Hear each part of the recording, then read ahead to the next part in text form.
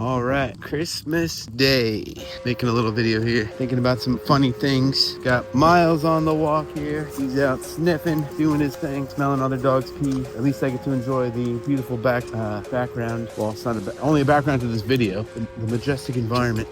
So what was I thinking about? Well, I was watching a animation. My good friend Jacobat. He's I would say a sort of philosopher, wise guy, awesome guy, and makes great, interesting content. And he has this cartoon character. Anyway, I'm gonna put a link down in the comments where you can find his channel, but it's at Jacobatism. But he wears a pumpkin on his head, and he talks to another character that's his animated self, and they have dialogues about philosophical issues. And he had one where it was a dialogue between knowledge versus wisdom. And I thought that was just hilarious. You know, back and forth. Knowledge has this drive to want to know things, to want to experiment without limits. And wisdom is about more living correctly with our nature. Knowledge says we have no nature, or he needs to get to the bottom of it. And anyway, they go back and forth, but it's just a fun way to jump empathetically between different attitudes in life. Some people don't realize they're in an attitude, but when you step back and observe, you can take on all kinds of belief systems that will reveal the world in a certain way, which is kind of like they inhabit you, habit your eyes, if you will. So Christmas, that's an interesting subject. You know, there's all this evidence that really Christmas is more of a pagan holiday. You got the winter solstice. You have strange rituals that don't seem to link to anything particularly in the Bible. I mean, I think at one point they say don't bring the trees in your house like the pagans do, and well, the tree is a phallic symbol, and the balls that hang apparently match up to Babylonian rituals with priests who become, what is it called, eunuchs, and they would hang their balls. They'd become androgynous. It's just pagan worship. It's fine, or nature worship. And then I was listening to this song. I don't even know what the name of the band is, but the guy was singing about how he's like, oh, there's a problem with the term nature because we act as if we're outside of nature instead of understanding our human behavior is part of it. So this is a view I've actually taken a few times in my philosophical journeys, where it's a sociological view. And this is usually when you believe in evolution and all that stuff. You're like, wow, this is ongoing process, and we're just delusional, always trying to put order into the chaos, but we don't know the direction where our life is going. And you know, if you're coming from a perspective where if you just look around, the world is extremely chaotic. The behaviors of men don't seem to make sense in terms of men and killing each other, the suffering we inflict onto each other, the greed to pillage and siphon off resources from each other. I mean, yeah, history is a history of wars, I guess. Okay, but then there's this romantic view of man fitting in with nature, looking at all the, but here's the strange thing. So I wanted to say, in the spirit of Jacobat in his video, which I'll link down there, I thought it'd be funny to think about a dialogue between sort of like a pagan thinker who just identifies with nature, talks about mother nature, the plurality of everything, that there be different gods for all the forces of nature, that there is a lot of knowledge there in that way of thinking. And usually they seem to pit themselves against people who believe in a spiritual reality that transcends all the change. But I don't know if that's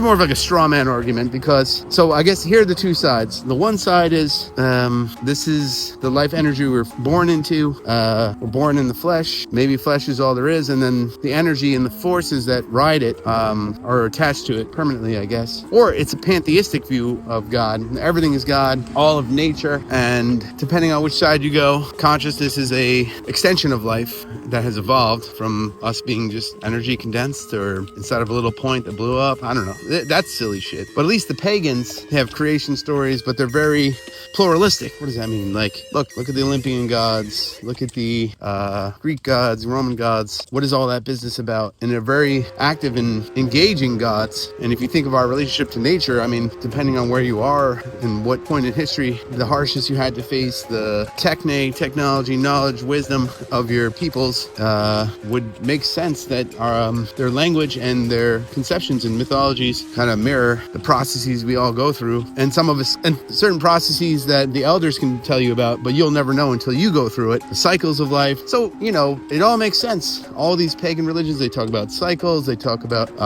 able to pass on information between generations and see patterns. And other parts of them, these non-monotheistic gods, usually you'll see patterns of blood sacrifice to give power and favors from these entities if they're real, which I do think they are in some form, but I think they're fallen stars. But anyway, here's the thing. You don't have to identify with the flesh, and you don't necessarily lose anything when you stop identifying with it. So I feel like attaching to the chaos of this world is a way to guarantee suffering. And you're maybe doing like black magic stuff. However, there's no problem in learning about that stuff. There's wisdom to be had there. I'm just saying, detaching and observing, you tap into the real spiritual reality behind this adoption of a paganistic view that is lined up with the patterns of the earth, the seasons. Obviously, Christmas is this festival of lights and celebrating. What's interesting, they say it's the birth of Christ, but I mean, the winter to me symbolizes the end of cycles and hope. When in the sun, in the north, the sun stays low for a couple days and then finally comes back. If we're talking about sun worshippers, I'm jumping all over the place with these various religions. It's sounding pretty ignorant, but so this is me trying to break down some inspiration I had from my buddy Jacobat. I'm not sure if it's getting anywhere. Well, I'd have to be a better writer to make something. I don't want to bite his style, but I thought it'd be funny to have two characters debating or just one-upping each other. Like, oh, Mr. Detached from everything over here doesn't even get to enjoy like the pleasures of life in the flesh, but it's just simply not true. Merry Christmas. How you doing? Uh-oh. I'm sure they would play Cute Dog, and then Mr. Detached would be like, whoa, hold on there with that witchcraft. What are you doing? Building little figurines out of sticks in the woods with your coven of witches? But let's think about this. I mean, the Amish are Christians, and they seem to live in this balance and lose nothing about the splendor of nature. So I don't think they exclude each other, and I'm sure they are synced up to the rhythms of our nature because we're created. So I guess I brought in 3 different points of view. The evolutionary sociobiologist idiot who got a bunch of cookies for memorizing bullshit. They think they can't prove that one species can go into a different kind. Like this fish turned into a bird. Like, that hasn't happened. There's no evidence of that. Within a species, yes. I mean, look, you breed dogs, you can make them huge, small, all that stuff. Sharks, there were huge sharks, whatever. Find the shark teeth everywhere. They say, it's a different species, but different in kind? Where is the jump? And bacteria, maybe little mutations here and there, but they don't change their species ever. And we're talking millions of generations they can replicate. So anyway, I'm not seeing the evidence of it. Although nature does morph, it's morphological, sexual selection is real.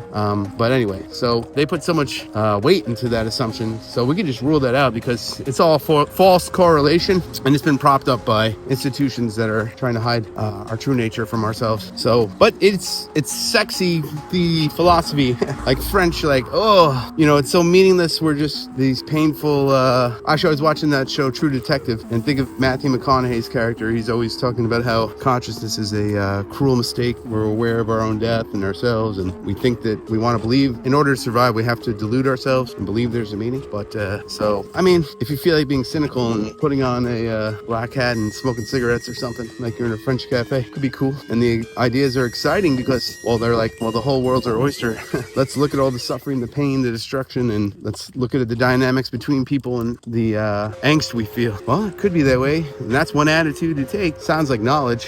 What Jacobat was saying in his video is arrogant. Maybe don't believe that. Maybe just realize you don't know to avoid that. That's a step in the right direction. And then there's the other side who's just like, life has changed, everything has changed, processes. So, at best we have these little gods that are tinkering with this real, very real fleshy world here, and everything's all about embracing this life and going back into the flesh of the womb, Mother Earth. And then the third one is when you realize that experience itself is indestructible, no matter what you're observing. While you're observing, that sense of a moment of enduring is visceral and imminent, and that's the more Christian view. If you were to take Jesus to say, be in the world but not of it, so you may not feel the sting of death, so long as you remain there in stillness with my Father, you're indestructible. I like that one more. Well, I think it's true. That's wisdom, because we can look at all the pagan stuff. You don't need to practice. Why would you want to practice any of those rituals? You wouldn't know what you were doing. You would accept, like, I don't know what I'm tinkering with. being humble. Yet all the crazy stuff that goes on, like in our life, like it's a movie, you don't lose any of that.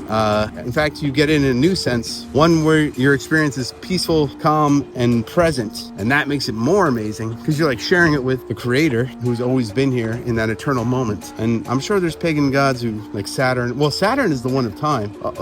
He's the one always trying to get us out of the moment, acting as if the illusion of time were the real thing instead of the visceral moment that's sort of infinite and changing and enduring and qualitative, because our measurements of it that's like knowledge.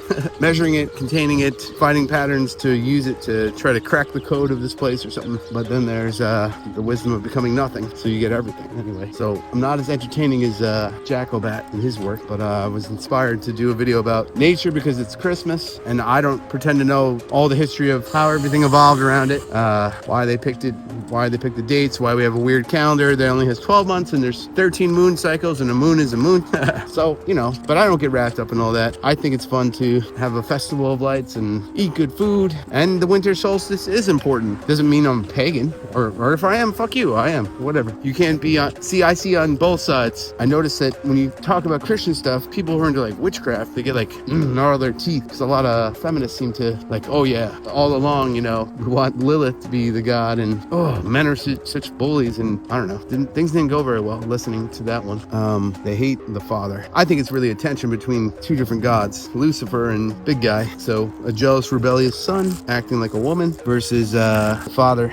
Miles pooped, I gotta pick it up. And then you have the pro clutchers, like I've been before, or like a Bible thumper, and like overdosing, and it's that fallacy of no true Scotsman, and then you're always talking shit about everyone and saying, well, that's not right, not the right theology. And that goes hand in hand with this idea of knowledge, where it's just this egoistic drive to prove you're right instead of embracing living in the truth. Two different things. Wisdom is living the truth in truth, or it guides you, So yeah, you have a tension between those, and it's funny to joke around, but I guess whoever you make your god matters. If you make your ego and man god, you would be like the evolutionary guy who thinks we're nothing and we're just a cruel cosmic joke, but that's still worshiping this theory that you think science is the only way to reveal the truth. Then you worship Mother Earth, and then you'll identify with all the chaos, and just like Mother Earth, you will fall back into itself, which in our flesh does happen, no problem. Then the one where you get to have all the things that Mother Nature enjoys without casting spells.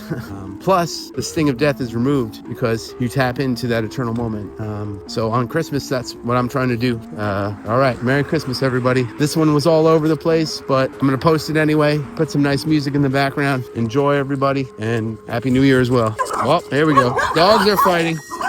These guys. Miles, come on. All right, bye.